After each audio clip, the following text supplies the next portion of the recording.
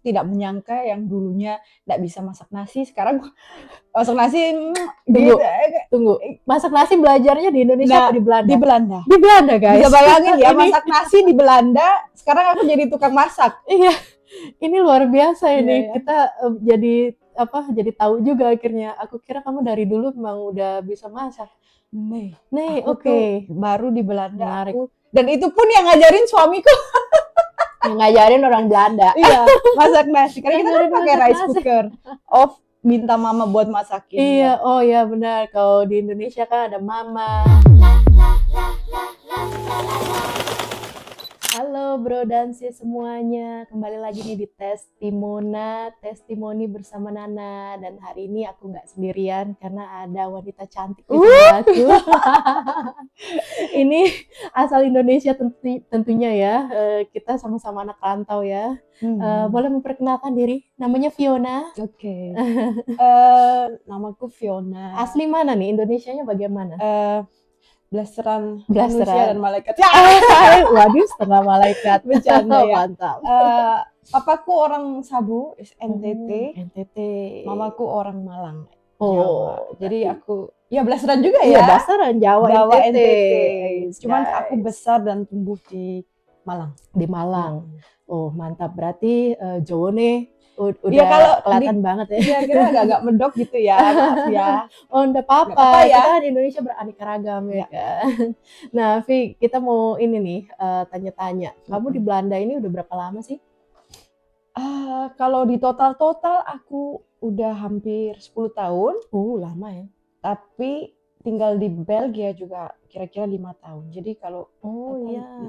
almost 15 years. Dulu, oh ya sempet tinggal di Belgia juga ya. Berarti 15 tahun udah Kira-kira merantau hampir ya. merantau, iya. Gini guys, aku sempat dengar kesaksian Fiona ini di gereja bagus banget gitu, dan makanya kenapa aku hari ini undang Fiona, karena kesaksiannya bisa memberkati kita semua nih gitu. Nah, iya Semoga ini bisa jadi berkat ya. amin, kesaksian ini. amin. Nah, ini pasti kan stres-stresnya anak rantau ya kan. Iya. Kalau konten yang lain mungkin kebanyakan enak-enaknya diposting ya. Kalau Iya. kita sekarang yang nggak enak-enaknya kita posting. Iya. Oke. Gimana nih, apa yang nggak enaknya nih saat merantau? Merantaunya itu, kamu ya, rasain? aku cerita backgroundnya dulu ya, aku Iya, dulu gimana ya. harus dari awal ya. akar-akarnya. Gitu. Jadi aku lahir besar di Malang, terus pokoknya hidup Malang ya, Jawa Timur ya. Terus keluargaku tuh keluarga Kristen, mama papaku Kristen Protestan ya. Papaku sangat kuat dengan nilai-nilai agama. Setiap hari Minggu kita ke gereja, sekolah minggu dari kecil, jadi betul-betul udah tahu gitu ya nilai-nilai kekristenan itu. Kemudian aku tumbuh besar juga, ya oke lah ya, ke gereja setiap hari Minggu, oke, is good. Terus aku akhirnya menikah sama orang Belanda, suamiku sekarang, yang sudah sampai sekarang udah 15 tahun kami menikah. Sudah lama juga, ya guys. iya. 15 tahun itu Iya. perjalanan panjang. Aku punya satu anak cewek. Terus ya itu perjalanan dari Malang untuk pindah ke Belanda itu panjang banget, tapi singkatnya aja, akhirnya aku tinggal di Belgia waktu itu pertama kali. Nah, di Belgia itu agak-agak aku masih, karena aku di Indonesia selalu ya hari Minggu ke gereja ya. Di Belgia aku nggak punya teman, aku sendiri. Terus waktu itu kami tinggal di satu apartemen, itu pun tinggal belum berdua, hanya dengan suami waktu itu. Karena waktu itu suami masih student dan aku masih umur 21 tahun, which is masih fresh graduate banget. Tahun umurnya berapa Iya. ya? Aku masih 21 tahun waktu itu, masih muda banget ya. Fresh-freshnya ya. Fresh graduate, tapi yang di pikiran aku tuh cuman pengen punya suami, punya anak, rumah tangga, udah nggak mikir lagi yang lain-lain gitu. Karena saat itu udah menikah kan? Udah menikah. Jadi akhirnya di Antwerpen ya waktu itu ya, Belgia, Antwerpen. Kita tinggal sama ada satu temannya Yerun. Jadi kita tinggal bertiga ceritanya. Untuk 6 bulan pertama. Ya masih kayak berasa nggak nikah ya karena kita ada orang lain di Ya, rumah ya. benar. Berat. Terus aku cari gereja, aku ketemu satu gereja, tapi gereja waktu itu bahasa Belanda juga nggak terlalu bagus juga karena masih baru sekali. Terus gereja di Belgia agak kaget juga ya, nggak ada banyak gereja ya, tapi kok nggak ada orangnya, jadi kayak museum gitu. Itu yang terjadi ya di Iya. Eropa kayaknya ya. Kayak terlalu banyak sekali, lebih bagus dari gereja-gereja di Indonesia, tapi yang datang cuma mau berfoto, nggak ada dienst atau dienst itu Gedungnya doang Gedungnya berarti doang. yang Jadi, bagus ya.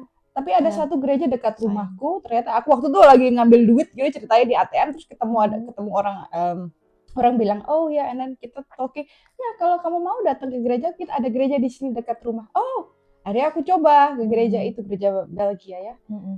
Tapi nggak ngerti karena bahasa Belanda. Oh ya, Dan- Flemish ya di iya, sana Flemish, ya. tapi bahasa Belanda cuma logatnya aja ya yang agak beda. Iya. Jadi nggak susah juga ya. Terus akhirnya oke lah, aku sampai email pendetaku yang di Indonesia, Pak, orang Korea nih pendetanya. Orang Korea. Iya. Waduh. Pak Kim, tolong dong kirim tiap hari Minggu ini. Karena itu ada kayak kerinduan ya. Kalau kita udah seperti hidup kita begini, terus tiba-tiba berubah. Iya, pasti ada yang kurang Ada ya. yang kurang ya gitu. Mm-mm. Terus salahnya lagi waktu aku ke Belgia, waktu aku pindah ke Eropa, isi koper nggak ada Alkitab. Aduh, ya. Karena yang dipikiran kan ya namanya masih muda, and then masih muda itu kayak it's very easy to get switch, you know. Oh ya, Very betul. like aku fokusnya udah nggak ke sini lagi gitu ya. Iya, Udah ngerti banget kok. nggak ada Iya. gitu. Pas umuran kamu juga aku masih inilah ya toh kayak larut dalam pergaulan belum juga, ya kan? ya. Masih muda.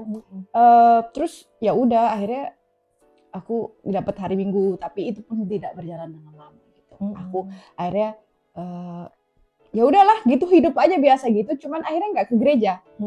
Dan itu akhirnya keterusan sampai 4 tahun Oh, aku lama nggak pergi juga. gereja. Itu udah punya anak dong? Belum, aku belum. punya anak setelah aku 5 tahun. Oh, berarti tahun kelima. Iya. Dan itu pun sebelum punya anak pun ada kejadian yang Ya, macam-macam. setelah 2 tahun hamil tapi terus nggak jadi gitu. Oh ya ampun, kamu pernah ya, jadi kayak so sorry. tapi itu waktu itu aku sempet pindah ke Indonesia, jadi hamilnya waktu itu di Indonesia. Oh, oke. Jadi between that, ya. aku sempat tinggal 1 tahun untuk coba kembali karena begitu Saking terpukul sekali. saking aku rasa sepi banget ya tinggal di Eropa waktu itu ya. Ya. Kayak biasa dengan keramaian, terus tiba-tiba aku harus tinggal di negara yang asing, aku sendirian, nggak punya teman, nggak punya siapa-siapa, cuman suamiku. Yang suamiku kerja dari hari Senin sampai hari Jumat, dari pagi sampai sore. Aku ya agak kesepian, agak sedih gitu ya, kayak mau pulang gitu. By the way, itu kenal sama suami kamu gimana ceritanya? Jadi sama si suamiku dikenalin teman? Iya, jadi aku punya sahabatku dari SMP, SMA, sampai SMA ya, 6 tahun berarti dari itu. Terus dia kuliah di Han Universiteit. Di Belanda. Which is satu kelas sama suamiku. Oh, gitu. oke. Jadi waktu Ternyata semester 5 gitu, mereka suamiku, aku suka banget Indonesia gitu, dekat sama temanku namanya Eko ya. Terus Eko ya oke, kita ke Indonesia gitu. Akhirnya mereka liburan bareng. Nah pas itu ada reuni, aku yang arrange reuni di Malang. Jadi ternyata dia yang duluan ke Indonesia ya, ke Malang. Jadi dia yang nyamperin aku lah ya. Oh, jodoh itu. Iya. Ketemunya di Malang berarti. Di Malang. Oke, that's why. Jadi aku sekarang ngerti makanya kenapa dari situ jatuh cinta dan akhirnya sampailah ke Belgia ya. Jatuh cinta pada pandangan pertama. Kita lanjut lagi nih ke Belgia berarti. Iya. Terus sudah 4 tahun pertama itu, oh ya kamu sempat pulang ke Indonesia. Sempat pulang ke Indonesia ya, setahun. Terus abis itu balik lagi karena di Indonesia pun ternyata susah ya. Mungkin bagi suami kamu kali ya. Kebanyakan mungkin of course bagi suamiku, cuman ternyata aku juga merasakan hal yang sama. Karena setelah 4 tahun di Belgia, di Eropa gitu ya, kayak wow, it's very tenang banget di sini gitu ya. Berubah banget sih. Gitu terus jadi balik lagi tuh kayak hektik gitu di Indonesia. Dan waktu itu pun juga kita belum siap secara finansial. Oke, kita punya tabungan, tapi kita masih kayaknya so innocent and I just want to travel. Yes, kayak pikirannya tuh mau Masih liburan muda aja gitu ya, bukan jalan-jalan. mau. Kita belum, agak susah juga ya untuk kita mulai usaha waktu itu. Maunya sih bikin restoran also, buka sesuatu Ini di Indonesia. di Indonesia. Karena kita mau pulang ke Indonesia karena aku terlalu rindu Indonesia. Jadi aku nggak happy gitu. Aku bilang suamiku, aku mau pulang gitu. Jadi dia juga punya kerinduan karena juga kangen juga Indonesia. Dia juga pulang. Akhirnya pulang, tapi setelah setahun itu di kejadian itu aku hamil ya, tapi nggak jadi. Itu ya akhirnya enggak lah, kita harus kembali lagi. Karena di Indonesia banyak banget kejadian yang kalau aku cerita bisa jadi satu buku. Iya, aduh banyak banget lah gitu. Jadi kita 1 tahun di Belgia, 2 tahun ya, iso sampai aku hamil lagi di Belgia, sampai aku melahirkan anak di Belgia. Waktu V umur 2 tahun, 2,5 tahun kira-kira nggak sampai gitu kita pindah. Baru pindah ke Belanda. Karena memang tujuannya di Belanda. Dan memang suami kamu Orang benernya Belanda dan kan? di sini mama papanya keluarga Semuanya di Belanda. Mm-mm. Nah, terus berarti kalau dibilang dari Belanda itu kan kamu sama sekali belum pernah dong, ya kan, sebelumnya gitu. Nah, berarti benar-benar mulai dari nol Beda dong. lagi ya. Iya, aku pikir Belgia, Belanda sama. Ya ternyata juga ada beda-bedanya juga, tapi tidak terlalu menonjol. Istilahnya udah tahu Ya, Eropa sama-sama ya. Eropa ya. Cuman ya beda lagi. Ternyata Iya, ada lebih sepi lagi. lebih sepi lagi ya. Karena di Belgia, di Antwerpen aku Itu tinggal di tengah kota. kota. The Meer itu di Antwerpen adalah jalan yang terkenal banget, paling rame. Jadi tinggal di tengah-tengah kota, kemudian tinggal di Nijmegen. Iya. Waktu itu masih karena juga kita belum kuat secara finansial, aku harus tinggal sama mertua. Oh. 1 year. Oh, 1 tahun ya. Harus tinggal sama mertua. Karena suami mesti cari duit dulu ya, supaya ini. Ya, sebenarnya bisa untuk sewa apartemen atau small house gitu bisa. Karena aku belum kerja waktu itu ya, ada anak gitu. Ya aku tinggal sama mertuaku dulu lah untuk tabung dulu. Terus tapi mertuaku juga bilang ya it's okay here gitu. Untung mertuanya baik juga ya. Puji Tuhan ya, itu mendapatkan keluarga atau mertua yang baik itu berkat. Iya, benar. Anugerah. Iya. Ya. Dan berarti umur 2,5 tahun V itu dia mulai sekolah dong ya. Kayak Jody kan mulai masuk playgroup. Playgroup ya. Penitipan dulu ya. Seminggu. Kayak Jody ya seminggu 2 kali V. 2 kali ya. Kalau karena Jody, aku enggak kerja waktu itu, jadi aku full fokus jadi ibu rumah tangga. Yes. Bagus. Terus kita dapat rumah ini. Rumah ini udah lama banget ya. Ternyata. Ya, terus akhirnya ya aku sempat VC umur 3 tahun, aku sempat mulai oke lah kerja lah gitu ya. Udah bisa ditinggal. Aku kerja seminggu 2 kali, hari Senin and restaurant. Yang ya ini sebenarnya kerjanya oke karena because I love cook. Yeah. Terus akhirnya bisa, and then kakak iparku dia lagi buka restoran, bilang kamu coba untuk masuk. Oke, aku akhirnya di situ aku belajar banyak. Aku pikir masak tuh cuman masak karena aku bisa masak, oke, masak. But I learn so much. Kayak gitu. Dan akhirnya sekarang malah jadi kok profesional ini. Puji Tuhan ya, enggak. Itu tuh kayak sebenarnya jalan Tuhan betul-betul juga ya. Yeah. Kayak tidak menyangka yang dulunya enggak bisa masak nasi, sekarang masak nasi Tunggu. Masak nasi belajarnya di Indonesia atau di Belanda? Di Belanda. Di Belanda, guys. Bisa bayangin ya, masak nasi di Belanda, sekarang aku jadi tukang masak. Iya. Ini luar biasa ini. Kita jadi tahu juga akhirnya. Aku kira kamu dari dulu memang udah bisa masak. Nih, oke. Baru di Belanda aku. Dan itu pun yang ngajarin suamiku. Yang ngajarin orang Belanda. Iya, masak nasi. Karena kita kan pakai rice cooker. Minta mama buat masakin. Iya, oh ya benar. Kalau di Indonesia kan ada mama, kalau ada saudara. Tinggal beli itu. Tinggal beli. Benar, di sini harus semua sendiri sih memang. Semua sendiri. Iya.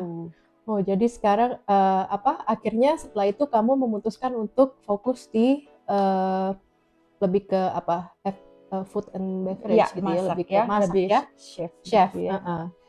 Ya. Mm-mm. Terus gimana itu perjuangannya Itu yang paling saat menghadapi pekerjaan Jadi yang ya sebenarnya titik aku bisa bilang titik balik ya. itu Titik berat balik kan? terberat, Kalau koki kebanyakan cowok loh. Yang aku terberat lihat ya, dan di pengalaman terberat itu pada saat aku mulai jadi koki. restoran. Karena istilahnya masuk dunia kerja Iya. dan di kerjaan itu wild, it's very wild Ya, gitu ya. ya. Aku kayak orang lihatku little girl like small, kayak cewek apa ibu-ibu kecil, nggak ibu-ibu ya, aku masih muda sekali Masih waktu muda itu ya. ya. Jadi kayak anak kecil masuk di dapur yang wow, orang bilang pun di Kitchen ya, Belanda itu itu gede. pun bilang it's Ya, it's heavy, berat. gitu ya. Dan aku tuh nggak, ya aku merasa oke, karena aku merasa aku bisa masak.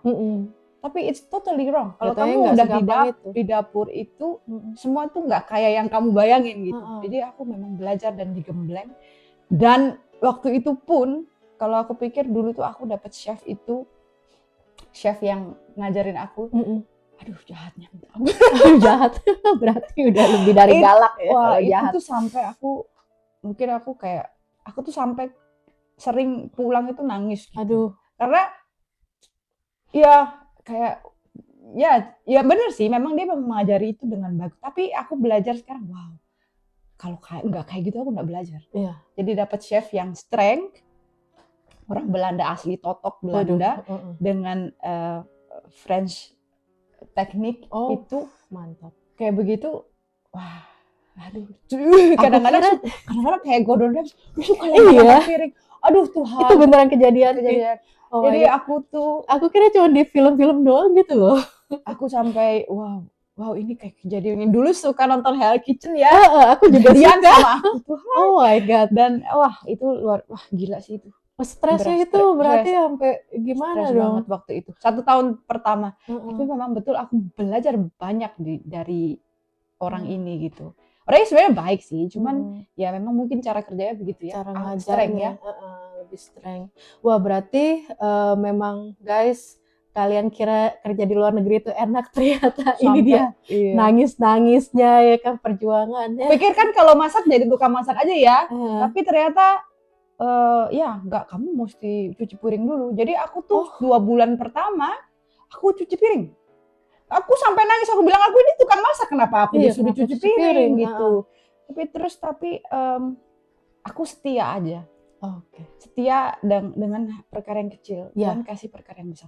Jadi aku setia pada ini, aku harus belajar prosesnya, aku harus alami dulu. Nanti waktu itu aku berpikir, kalau aku udah bisa, kalau aku udah jadi lebih baik atau lebih saya diangkat Tuhan jadi lebih baik, aku tuh nggak jadi orang yang sombong, nomor 1. Dan aku tahu proses ini, karena aku mengalami itu gitu. Jadi kalau aku misalnya punya restoran sendiri atau aku kerja di restoran yang baik dan udah settle gitu, aku nggak lihat orang itu jahat gitu kayak kamu mesti gini nih. Aku jadi tahu. Karena jadi diproses dari awal ya. It's really good. Dan di proses itu. Waktu itu aku sempat dengar kamu kesaksian itu di satu tempat. Ini restoran yang sama atau beda? Ini restoran yang kedua. Dan itu akhirnya sampai kamu depresi berat ya?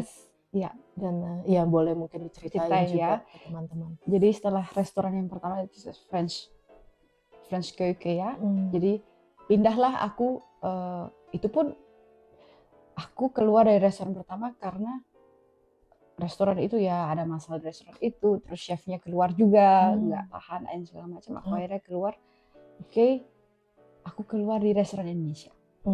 Masuk, tapi tidak sebagai cook awalnya. Cuman aku bilang, aku cook gitu. Cuman dia bilang, aku nggak butuh cook, dia bilang gitu.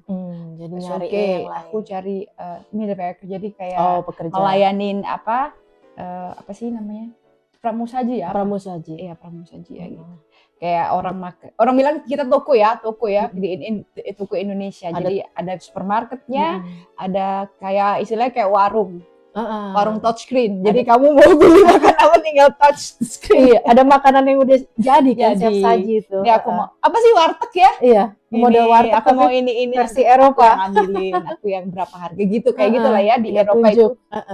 Itu kayak kalau banyak part time itu part time ya, kayak kerja di ya part time working. Terus ya itu awalnya di situ dulu dia bilang, nah bosku yang di tempat yang kedua ini, sebenarnya dia bos tapi dia punya anak, tapi anaknya yang handle itu restoran. Oh, oke.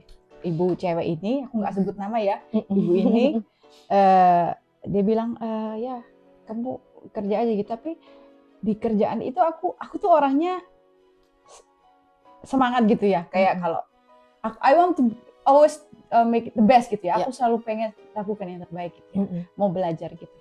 Tapi kadang-kadang di tempat kerja itu kadang kita tuh susah buat belajar. Orang-orang tuh kadang nggak kasih kamu tuh harus begini, tapi kamu harus kayak nemuin jalanmu sendiri gitu loh, harus. Jadi kayak agak susah ya, susah gitu. Terus pertanyaannya adalah kenapa aku bisa jadi depresi?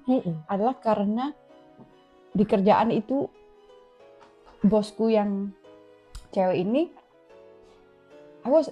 she was mean. Ternyata ketemu orang jahat dulu dia lagi gitu ya. Tuhan. Tapi yang ini memang spesial. Jahatnya lebih jahat dari yang sebelumnya. Aku nggak bisa bilang aduh, tapi aku udah mengampuni ya. Jadi aku sudah lepaskan itu. Puji Tuhan, cuman sudah berlalu. Kalau ini nggak terjadi, aku bukan jadi Fiona yang sekarang. Jadi aku sangat bersyukur hal itu terjadi. Ternyata Tuhan izinkan terjadi itu untuk membentuk kamu, ya kan?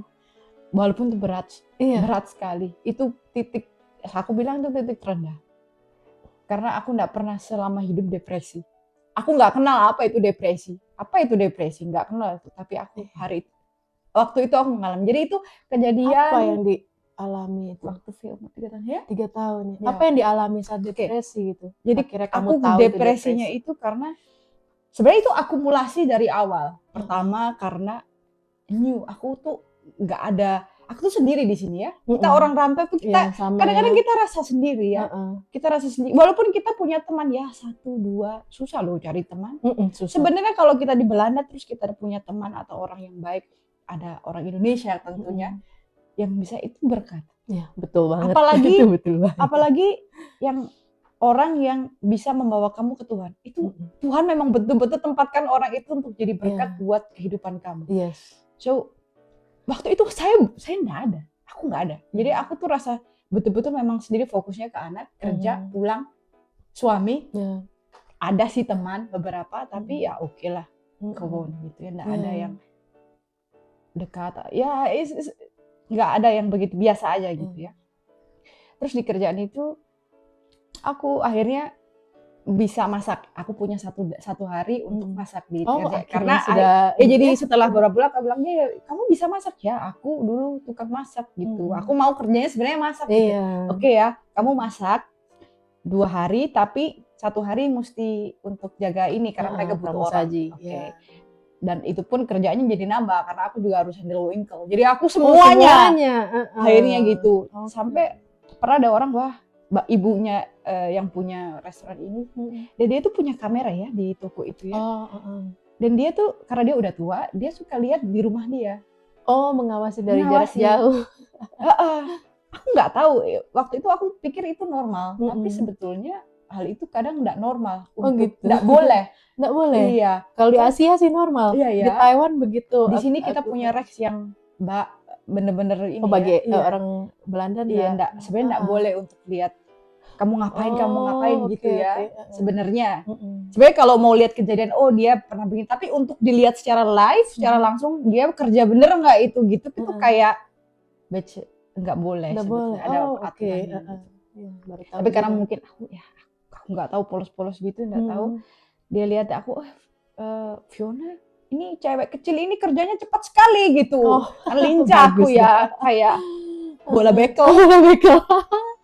Lincah banget gitu, bagus gitu. Akhirnya sampai aku dikasih bagus, kayak ini ku bisa ini, cuman aku tuh tahan di hati karena aku rasa ini orang bosku yang cewek ini kalau ngomong, waduh, orang Belanda ya. Orang Belanda kalau ngomong itu Oh straightforward. ya, nggak mikirin Nggak hati orang mikir lain hati itu ya. Kadang Bener. mungkin karena kita rasa kita orang Asia, kita orang asing di sini. Orang Belanda kadang ngelihat kita, beberapa orang, nggak semua ya, nggak semua melihat kita dengan masih agak rasis iya, ya. agak Itu terjadi. Itu terjadi sampai sekarang. Ya, aku juga Kayak ngalamin. begitu. Ya. And it's normal kayak begitu. Dan aku tuh nggak biasa kayak begitu juga. Dan aku rasa dia kayak begitu gitu kadang. Walaupun semua pekerjaannya orang Indonesia semua gitu. Iya. Tapi aku rasa ini orang kadang kalau ngomong suka bentak, terus enggak suka bentak. Aku tuh orang yang paling enggak bisa dibentak. Ya siapa sih yang bisa dibentak, tapi aku tuh kalau habis dibentak tuh sedihnya itu bisa berhari-hari. Oh mikirin. Iya, pernah lah banyak kejadian yang dia bentak aku, terus waktu aku kerja kayak ditepuk-tepuk gitu, ayo gitu kayak slave. Ya, oh my God. Itu banyak kejadian, ada point-point yang aku tulis karena at the end aku harus lawan. Akhirnya, karena kejadian itu yang dia lakukan itu tidak hanya ke aku ternyata. Sepanjang tahun dia sudah lakukan itu ke pekerja-pekerja yang lain, akhirnya mereka keluar berantem sama dia, dan berarti memang masalahnya bukan di aku gitu. Karena orang lain bilang pun ya kamu tuh kerjanya bagus banget gitu, tapi walaupun kerja bagus tapi mungkin cara dia untuk gimana ya, jahat memperlakukan pekerja ngeri gitu. Dia memperlakukan pekerja itu nggak baik gitu. Terus maksudnya itu kamu catat, kamu mau lawan itu di mana itu maksudnya? Karena pokoknya akhirnya aku sampai pada satu titik nih ya, titik ada satu kejadian aku tuh dipanggil sama bos, ada sama satu kolega masaku juga, sama ya ini karena masalah pekerjaan gitu ya ceritanya, mereka mau aku itu self standard istilahnya, karena aku kan masak nggak sendiri ya, ada beberapa orang gitu ya. Nah yang biasa bestseller atau orang yang pesan-pesan bahan-bahan makanan ya dia gitu, aku bukan tugasku gitu kan. Jadi aku rasa itu bukan tugasku, tapi mereka mau sebenarnya itu tugasku, tapi sebenarnya kamu bisa ngomong gitu ya. Cuman yang aku bilang tadi, aku tuh kayak harus menemukan jalan sendiri gitu. Nah waktu itu terus aku didudukin di kantor sama dia gitu. Sebenarnya kalau seharusnya dia yang ngomong sendiri sama aku bisa terima, tapi nggak perlu ada orang lain untuk. Jadi seperti pembulian. Jadi kayak dikeroyok. Jadi kayak aku duduk terus dia di sidang. Jadi aku rasa ya kamu tuh kerjanya gini. Yang aku merasa aku kerja baik-baik aja, terus kerjanya kamu tuh nggak bestseller atau lupa waktu itu masalah apa, tapi intinya begitu ya. Dia ada duduk sampai aku akhirnya udah limit, aku diam, aku selesai keluar, aku diam, aku udah nggak tahan. Di proses sampai di hari itu sebenarnya aku udah beberapa waktu aku keluar, aku bilang suamiku aku nggak kuat lagi, aku nggak mau lagi, dia tuh begini. Aku selalu curhat ke suamiku, tapi suamiku juga pikir sedih juga ya, kenapa ya, kenapa kok kerjanya begini ya, kenapa di lingkungan itu ya gitu. Diam-diam ada that point, akhirnya marah. Aku marah kan, hari itu meledak ya. Aku pulang, aku bilang aku sakit. Aku pulang di luar parkiran, langsung aku muntah.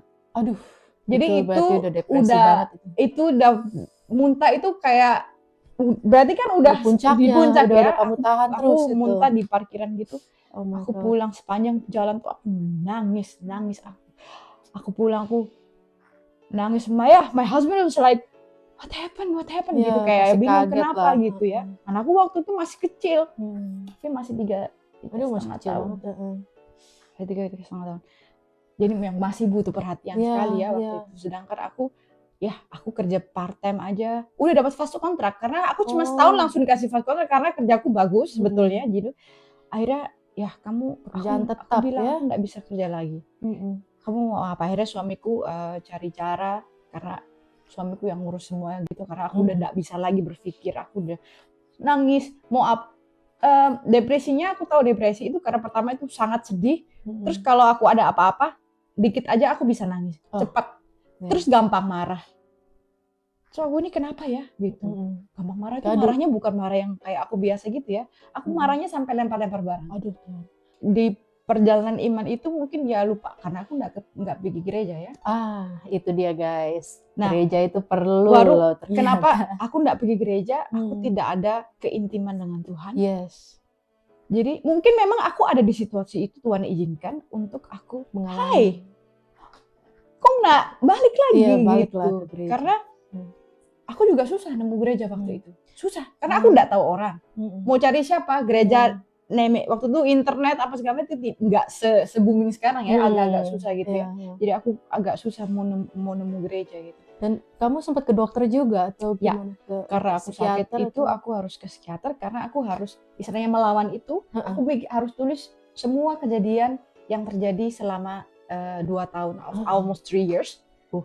Almost 3 years begitu. Yang aku rasa ini nggak benar atau ini melanggar Recht van Medewerkers gitu ya. Recht itu jadi berarti hak ya. Aku ingat banget ada 14 poin. Banyak juga. Tapi kalau dibaca sekarang udah lupa. Udah lupa. Ya, sudah 14 poin Iyalah, itu sudah apa yang terjadi. Aku bikin tuh sampai aku harus tulis. Nah, pada saat proses penulisan itu aku sambil nangis gitu kayak ya Tuhan aku tuh melalui ini ya gitu ya.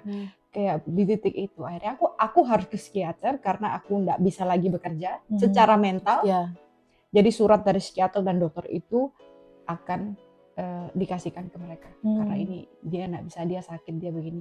Nah itu tuh harus ada istilahnya kayak ada pertemuan, ada meeting. Aku tuh udah nggak bisa lagi ketemu. Lihat dia tuh aku takut. Kayak sampai mimpi, dia ibu ini gitu, sampai mimpi, sampai takut banget gitu kayak sampai ketemu dia. Gitu. Sampai seperti itu ya. Just aku tuh orangnya nggak pernah kayak begitu ya. Terus nolong nggak sih itu psikiater obat gitu tuh?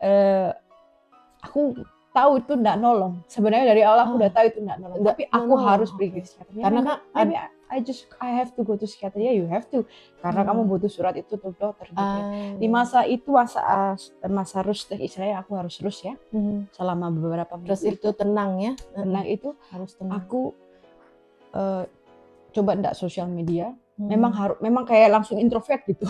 Iya. Memang enggak ada nafsu untuk mau ngapa-ngapain itu enggak ada. Karena kan ada orang yang datang ke psikiater terus minum obat bisa gitu kan. Aku melalui psikiater itu ada pernafasan ya, pernafasan terapi ya. Karena kalau waktu lagi kambuh atau misalnya lagi kumat gitu, tiba-tiba enggak bisa nafas. Karena kan kayak tiba-tiba takut karena mimpi dia tiba-tiba nggak bisa nafas kayak begitu. Itu ada latihan pikirin yang indah-indah gitu. Mungkin kayak gitu nggak nyampe ke akarnya nggak nyampe ya. Terus diajak ngomong sama psikiater kenapa. I think when I talk to the psikiater gitu kayak curhat aja ke orang. Tapi bedanya malah justru curhat ke orang yang nggak kenal aku gitu. Jadi aku tuh ngapain kayak buang-buang waktu juga gitu ya. Gitu. Aku merasa buang waktu. Akhirnya tapi memang aku butuh dia untuk surat ya. Oh iya benar untuk suratnya. Ya. I think bisa tolong aku sedikit ya. Cuman sebenarnya enggak juga sih. Sebenarnya oke lah untuk secara latihan pernafasan.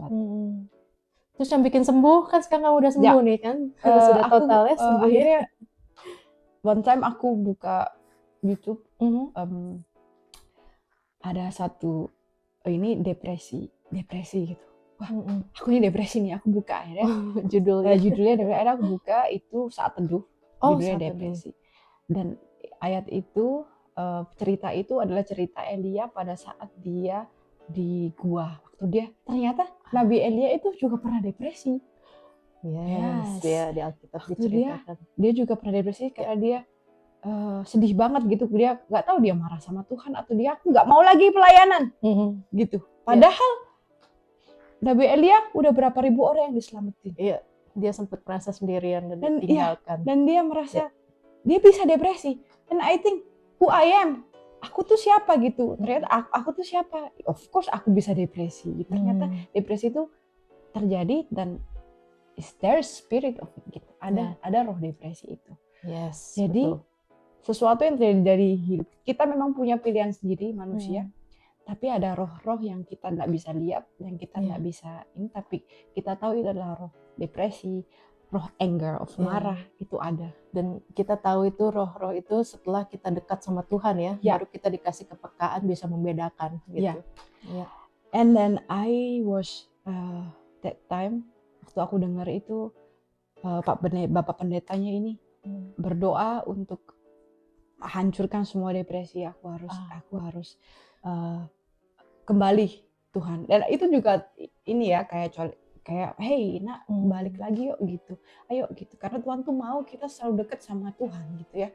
Berapa tahun pun kita merasa we are distract. Kita tuh di-distract dengan kesibukan kita. Kita tuh distract dengan pekerjaan kita, dengan keluarga kita even dengan apapun di dalam diri kita tuh kita distract supaya kita tuh nggak fokus lagi biar lupa sama Tuhan. Iya, biar lupa sama Tuhan gitu. Apalagi kalau lihat dari cerita hidupku, aku tuh selalu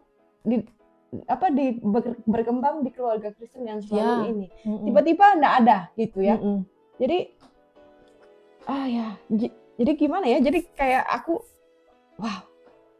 mesti balik Tuhan aku. Dan aku bersyukur aku punya kerinduan untuk kembali. Tuh guys, Tuhan berarti datang tuh bisa dengan caranya yang ajaib gitu dari YouTube, men. Itu dari internet ya kan, dari sosial media, cuman papasan ngebuka, pas Tuhan datang itu temanya depresi. Itu amazed banget sih aku dengernya. Iya. And then only dari cara apapun Tuhan tuh bisa tegur kamu, Tuhan bisa ayo nak gitu. Mungkin buat saya dari satu ini ya, dari satu khotbah ini aku dari cerita Alkitab tentang Elia ini, pada waktu dia di gua ini ada roh depresi gitu. Tapi waktu itu Tuhan bilang, "Hey, ayo keluar." Jangan lama-lama di sini. Kamu mau ngapain? Ayo keluar gitu. And then I have to be like that too. Aku juga harus gitu. Karena aku nggak mau ngapain. Aku tuh nggak mau aku lihat anakku, kasihan anakku kalau dia lagi marah, otomatis aku jadi marah. Sampai satu waktu pernah nih ya, saking ininya di rumah lagi rush ceritanya. Aku sama Faye lagi cranky ya 3 tahun ya. Cranky is normal. Toddler ya. Tapi aku bisa punya reaksi yang marah. Sampai aku lepar, aku nggak bisa nafsu. Akhirnya aku telepon suamiku, aku bilang kamu pulang karena aku nggak bisa handle. Itu berdampak juga ke anak ya. Aku lihat di situ aku nggak boleh kayak begini. Tuhan tolong aku Tuhan. Nah dari situ aku belajar untuk pada saat kamu sedih, jangan malu buat balik ke Tuhan. Yes, betul. Karena kadang-kadang orang, aku malu ya, kayak udah lama lah. Bukan malu juga kayak males gitu ya. Tapi aku juga belajar dari David ya. Kenapa David itu Tuhan bilang Daud ya. Kenapa Tuhan bilang he's on my heart? Karena waktu dia bikin salah, dia cepet-cepet balik ke Tuhan. Dan dia nggak malu. Dia tahu aku nggak kuat Tuhan. Aku mesti ke Tuhan. Harus balik lagi. Apapun dosa yang kamu lakukan, kamu balik ke Tuhan. Yes. Kita tuh lemah ya. Kita tuh lemah banget. Kita itu manusia itu punya kecenderungan berdosa. Tapi kita mesti lawan arus. Artinya aku harus balik walaupun daging dan darahku ini maunya jatuh aja gitu ya. Tapi aku harus. Iya, itu aku sering kasih istilah itu berdarah-darah itu kita berjuangnya. Kayak begitu. Dan David aku belajar, aku mau punya hati yang kayak David Tuhan. Aku mau waktu aku jatuh balik lagi. Aku mau selalu aku balik dan aku nggak mau. Aku mau tutup telinga saat ada suara hati atau suara iblis yang berkata, kamu tuh nggak layak ya, kamu tuh udah dosa begini, kamu tuh udah begini, ngapain lagi kamu, malulah gitu sama orang.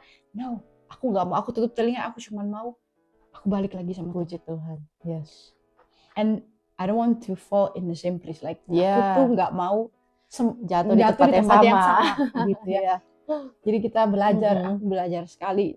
Tiap hari aku berdoa, tiap hari aku mau memuji. Kemudian aku belajar untuk memuji. Yes. What is worship? Worshipnya. Waktu kita memuji itu bukan pada saat, tapi memang paling enak ya memuji itu pada saat hati kita tuh hancur. Tuhan bilang, yang Tuhan paling datang. Dekat dengan aku tuh pada saat hatimu tuh hancur. Wah, itu wow itu. Makanya kalau tiap kali aku lagi sedih, tiap kali aku lagi down of also worship human ya. Aku seneng kembali, tapi aku nggak perlu satu orang lo mah cuman pas saat kamu sedih-sedih aja kamu mau ke Tuhan. Kebanyakan gitu loh kita. Aku nggak peduli karena Tuhan tuh suka loh Ya, didatengin sama kita kalau kita lagi sedih. betul. Suka banget Tuhan. Ya. Jadi aku nggak peduli dengan omongan itu omongan yang aku tahu it is not from God. Jadi aku mau selalu datang sama Tuhan. Ya. Pas even pada saat aku jatuh, saat aku bikin dosa, Tuhan, aduh aku bikin Sedih, dosa lagi senang, gini, ya. aku datang lagi. Ya. Aku mau punya Tetap hati ke yang Tuhan. kayak David. Yes. He has hatinya Tuhan ya. Ya, betul sekali. Oh, luar biasa. Jadi di situ kamu dipulihkan. Di situ aku dipulihkan pelan-pelan, belajar untuk memuji, belajar untuk memuji pada saat korban pujian itu juga aku belajar. Yes. Korban pujian adalah saat kamu sedih, saat kamu Hancur. jatuh, kamu tetap memuji Tuhan. Ya. Oh, luar biasa banget. Di situ aku juga jadi belajar ya, saat kita membawa korban pujian kita ke Tuhan itu korban. Tuhan akan lawat kita ya. Dan motivasi kita Dan adalah saat pulihkan. Tuhan, I don't care anymore about this problem. Yes. I just want to worship you. Yes. I just want to close with you. I know you will change my life. I know you. Kamu Tuhan akan angkat aku. Tapi aku nggak peduli. Aku cuma mau puji Tuhan aja. Because you're good. You all good all the time. Amin. That is. Kadang, iya gitu. benar. Kadang memang susah sih. Kalau aku pribadi ya, malah kalau lagi dalam keadaan jatuh atau down itu, aku yang susah loh memuji Tuhan. Itu justru itu korban saat pujian. susahnya memuji, Dan itu menyembah paling korban nikmat. pujian ya. Itu Iya, paling benar-benar. nikmat saat kamu susah itu, wah, lawan Iya, itu, guys. wah itu. Makanya Tuhan bilang, aku ditinggikan pada saat aku Tuhan ditinggikan dengan puji-pujian. Iya. Dan berkat itu bukan karena saat kamu memuji, terus kemudian berkat turun atas kamu. It's not, it's just really automatic because God itself is berkat. Jadi saat kamu dekat dengan Tuhan, berkat itu otomatis Yes, tercurah sama sudah. kamu. Jadi pada saat kamu muji supaya aku dapat berkat, Nih, that is bukan wrong. itu motivasinya. But motivasi is, salah. I just berarti want to ya. close with you because you are good, because Yeah. you died for me, Yeah. God. And then I love you gitu. Yeah. Aku mau gitu cinta Tuhan. Aku mau ikut Tuhan gitu. Yes. Just aku mau pengen kasih tahu, this is kerinduan hati gitu ya. Mungkin this is for all. Yeah. Kayak pada saat kita tuh mau kasih Tuhan kita sepenuhnya. Yeah. Terus mencintai Tuhan dengan segenap dan akal budi. Artinya apa? Seluruh hidup kita, seluruh hidup pikiran kita. kita, seluruh akal budi kita Yes. itu untuk Tuhan gitu. Betul. Dan bukan buat motivasi supaya aku dapat berkat. Iya. Because His self itu berkat gitu. Tuhan itu It's berkat. otomatis Tuhan kasih berkat. Gak mungkin Tuhan kita minta roti dikasih ulat. Nggak Nggak mungkin. mungkin. Tuhan pasti kasih berkat buat kita. And Yeah. itu udah otomatis gitu. Betul. So Ya, luar biasa. jadi banget. hati ini aku berdoa, aku belajar supaya aku selalu minta Tuhan. Aku nggak minta apa-apa.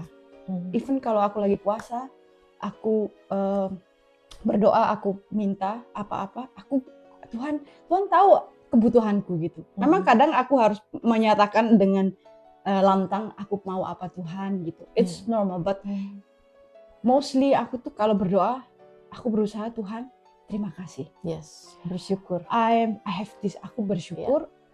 Aku tahu Tuhan kasih yang terbaik. Yes. Because I believe your words, every single words in the Bible, itu bukan kata-kata yang cuman satu kata pun dituliskan. itu pewahyuan. Iya.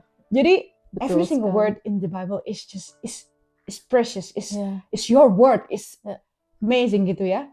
Jadi aku percaya Tuhan pasti kasih yang terbaik buat aku. Yes. Aku percaya hidupku itu dipegang Tuhan. Aku percaya Amin. tangan kananku pegang Tuhan. Dia tidak akan pernah meninggalkan kamu. Amin. Even when you feel He's not with you, Iya. He's always with you. Dia tetap ada sama kita. Kamu Cuman kita rasa- nggak sadar Kamu aja. rasa kamu tidak tahu Dia tetap Iya. ada di samping kamu. Iya, betul. Aku waktu itu Senin aku berdoa, aku berpuasa pun aku tidak minta apa ke Tuhan. What is my goal is I just want to close you. I just want to know you Iya, because you are good. betul sekali. Karena memang kadang ada mungkin dulu aku pribadi loh pikir puasa itu karena aku pengen sesuatu biar Tuhan kabulkan. Ternyata itu salah, guys. Aku baru ditegur juga beberapa akhir-akhir ini, baru aku tahu ternyata puasa itu peperangan rohani gitu. Jadi kita yang dipersiapkan untuk secara rohani ini dipersenjatakan, dikuatkan gitu. Jadi bukan kita berpuasa karena Tuhan, kita pengen Main apa biar apa, Tuhan iya. kabulkan gitu. Itu enggak, karena Tuhan udah tahu kita punya yang kita butuhkan, kita punya kebutuhan itu Tuhan udah sediakan semua benernya Even gitu more kan. than what we think. Iya, itu. Yes. Dan aku akhirnya tersadar juga gitu, ternyata tujuan puasa itu memang mempersenjatakan iman kita biar lebih kuat lagi di dalam peperangan rohani gitu kan. Dan itu ya akhirnya motivasi aku puasa sekarang berubah sudah. Bukan Ya, karena luar biasa. pengen doa dijawab Tuhan gitu kan. Tiap kali Iya. memang kadang susah ya pada saat puasa gitu, supaya aku begini, supaya begini. Cuman memang hati itu ya tiap kali tuh dia tuh pengen aja ya berbuat dosa atau yang melenceng gitu ya. Iya, dan Cuman itu memang selalu harus nih, my motivasi is not that. No, jadi itu tuh kayak memang kita kayak melawan latihan ya, melawan daging. melawan daging. Biar kita benar-benar Tuhan aku sungguh-sungguh nih gitu kan. Iya. Biar Karena mau makan kuat lagi sama Tuhan. mau makan kali lagi puasa Daniel nih nggak makan daging nih, mau makan aku nggak makan daging nih ya, terus apa motivasimu? Dalam hati itu selalu apa motivasimu?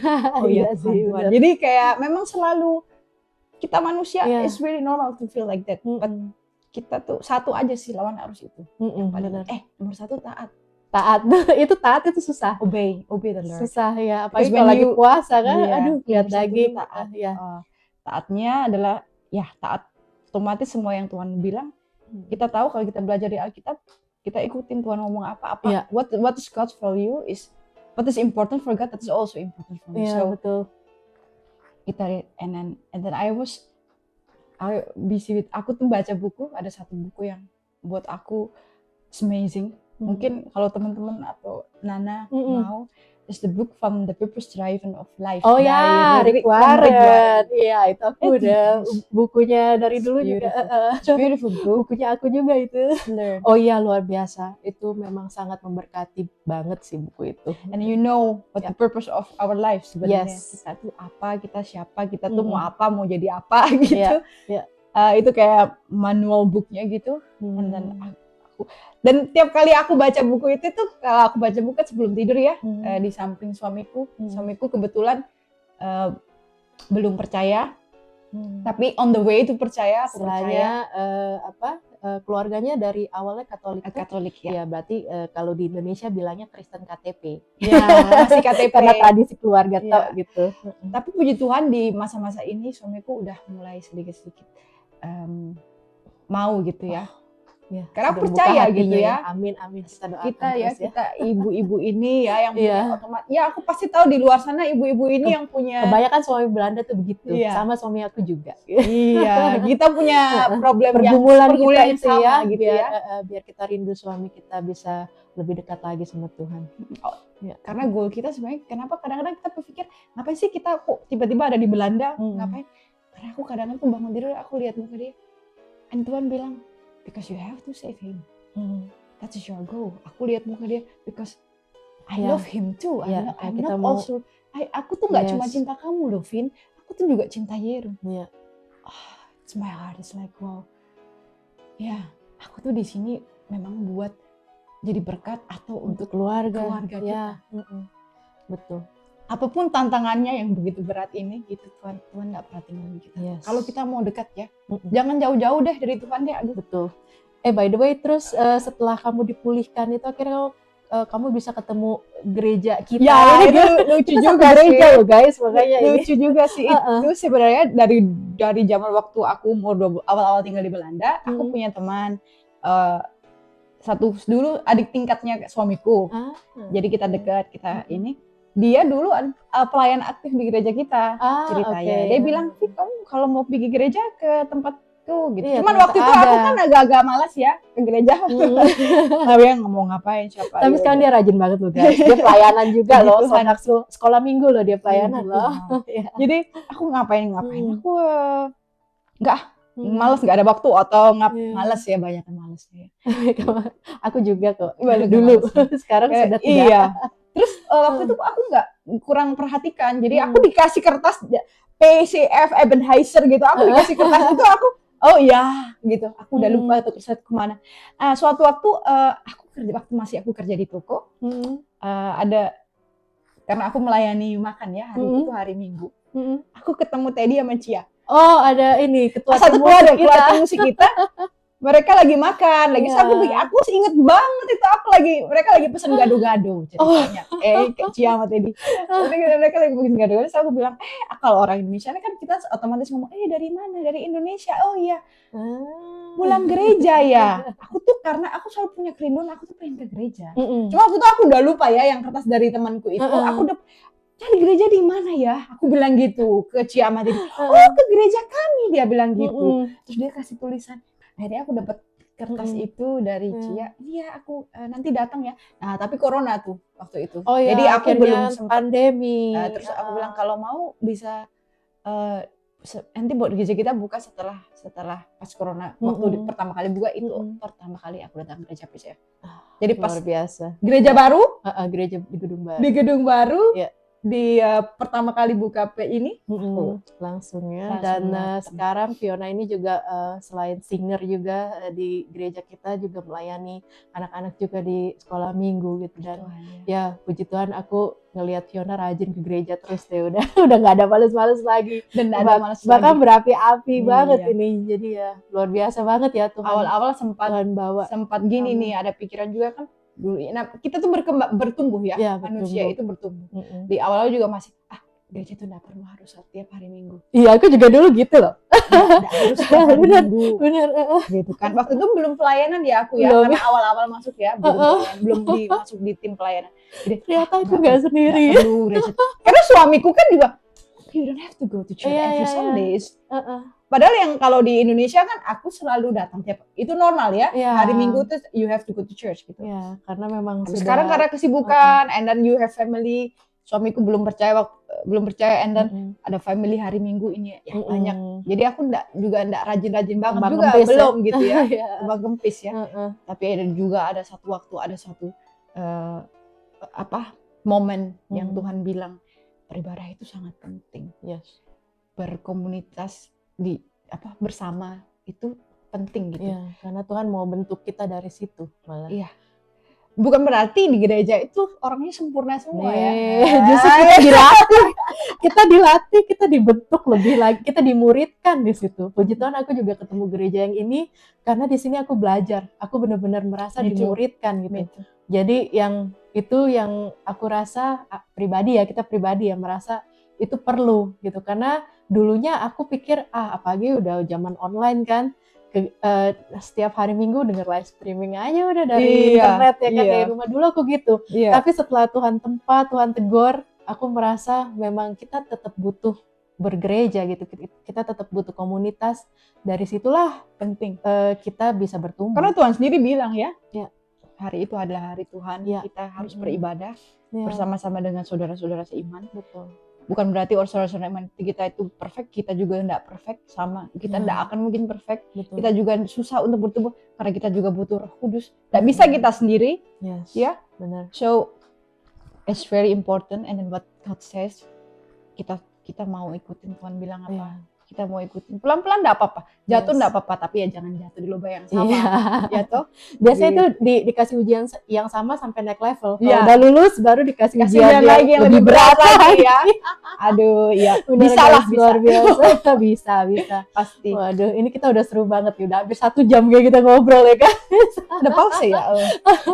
Jadi, ini nanti kita mungkin aku akan undang lagi Fiona untuk kasih kesaksian berikutnya, testimoni tentang anak ya, tentang parenting, karena nanti tujuan testimoni sih benernya akan ke parenting juga gitu. Karena kan guys, kita tahu di Belanda ini dunia yang negara yang sangat bebas ya. Jadi gimana, apalagi dia punya anak cewek ya, bentar lagi gadis Bu gitu kan. Gimana caranya mempersenjatakan anaknya itu biar tetap cinta Tuhan, biar deket sama Tuhan. Tapi nanti itu di lain kesempatan ya Bu. Karena ini kita udah benar-benar luar biasa terberkati banget dari cerita kamu yang bagaimana melawan depresi, bagaimana Tuhan menangkan kamu, itu benar-benar kita blessing banget. Dan kita mau cerita berikutnya, jadi teman-teman testimoni ya yang penasaran pengen denger ceritanya bagaimana membesarkan anak gadis. Kita tunggu lagi di testimoni selanjutnya. Dan mungkin ada apa nih kata-kata yang mau disampaikan untuk teman-teman, karena bukan cuman sekedar teman-teman Indonesia yang tinggal di Belanda aja yang nonton ini, internet ini konten YouTube ini pasti aksesnya kan worldwide ya, gitu. Gimana pesan-pesan yang mau disampaikan mungkin, atau ada kata-kata yang bisa menguatkan yang mungkin lagi ada teman-teman di luar sana yang ngalamin hal sama seperti Fiona gitu kan? Oke. Yang pertama pasti kalau teman-teman lagi dalam depresi ya, dalam hal depresi, jangan lama-lama. Boleh kita sedih, tapi cepat-cepat kita keluar dan cepat kita selalu balik ke Tuhan. Yes. Kalau lagi sedih, lagi down, lagi cepat-cepat kita balik ke Tuhan. Karena tempat kita cuman itu, di kaki Tuhan. Ya, tempat kita di situ, and then jadilah kita seperti Daud. Kita belajar dari Daud ya. Korban pujian ya. Waktu kita susah, kita cari Tuhan, jangan cari yang lain. Gitu. Karena I think that is the only answer. Yes. Only God, only Jesus. Di hati kita penuh ini, kalau kita nggak ada Yesus, nggak komplit. Cari Tuhan. And everything is sia-sia. Gitu. Cari Tuhan pertama, semua akan ditambahkan kepadamu. Yes. Amin. Betul. Satu lagi yang kayak di hati tuh pengen banget ngomong ini ya. Ayo, katakan. Ayo kita bikin Tuhan tersenyum. Oh, ini udah next level ini. Bikin Tuhan tersenyum itu. Ternyata kemarin aku belajar dari buku itu juga, dari The Purpose Driven Life. Ternyata Tuhan itu tersenyum loh, gitu. Bisa Tuhan itu seneng loh lihat kita. Seperti seorang bapak melihat anaknya. Coba deh kalau kamu ya, kamu lihat Jody lagi tidur, senyum. Iya. Padahal dia nggak ngapa-ngapain, cuma nafas aja dia. Aduh, anakku so precious, tersenyum gitu. Kita bekerja, Jody ngapain, gitu. Kita bisa tersenyum. Menyenangkan hati Tuhan. Hati Tuhan gitu. Tersenyum. Tuhan suka apa Tuhan? Tuhan suka aku. Tuhan mau apa Tuhan? Tuhan mau hatimu. Itu benar-benar the next level loh. Karena selama ini yang kita secara manusia ya, kita minta terus ke Tuhan. Gitu. Wah, itu yang luar biasa nih, aku diberkati banget. Kita pengen tahu, makanya apapun yang kita lakukan, go on, life tetap ke Tuhan gitu ya. Mas fokusnya itu tertuju kepada Tuhan. Aku cuma pengen Tuhan tersenyum ke aku. Guys, ini pasti meaningful banget dikata-kata barusan. Tuhan mau bilang my best friend. Oh yes, amin.